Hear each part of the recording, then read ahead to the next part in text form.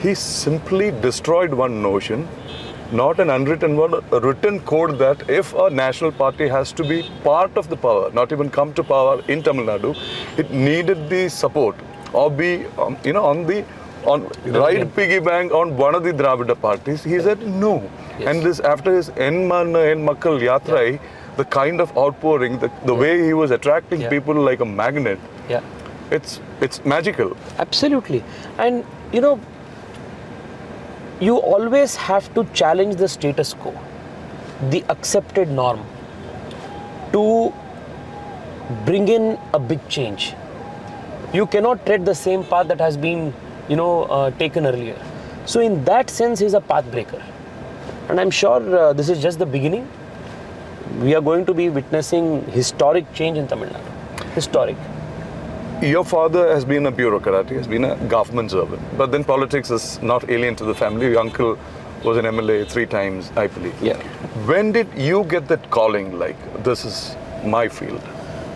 Sir, to be very honest, from my days in school, I was interested in politics.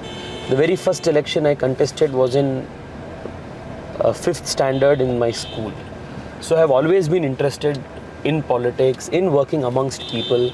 So though ambitions have been impersonal, in the sense of, I wanting to do something for Hindutva, something, for the country's people at large, using politics as a platform to, make India more stronger and more prosperous. So though these ambitions are impersonal, the interest has always been that, I must work with people, fight elections.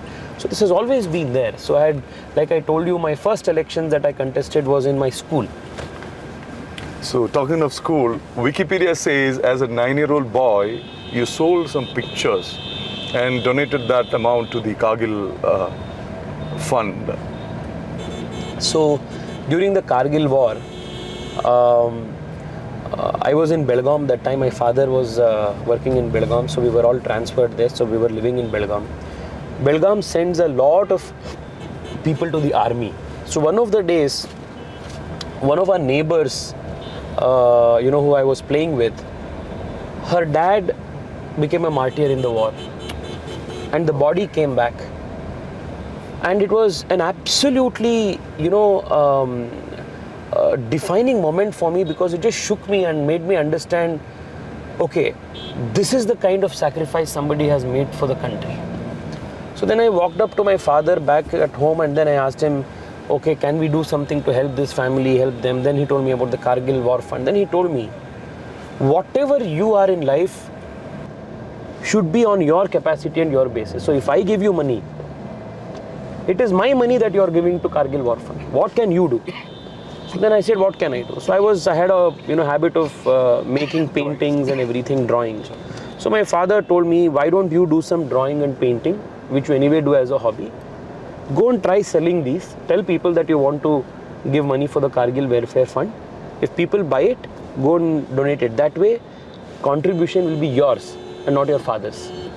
So I went about making some paintings, went and sold a few paintings, raised 1,000, 200,000, 300 rupees, and then went to the DC office and made a contribution for the Kargil Welfare Fund. So 2 lessons remained with me from that episode. One, that we need to respect and fight for the people who are fighting for the nation, for our armed forces. Second, whatever you do on your strength in life. Do not be a parasite on your father, this, that, anything. Whatever you are, it should be on your ability and your hard work. These are 2 lessons.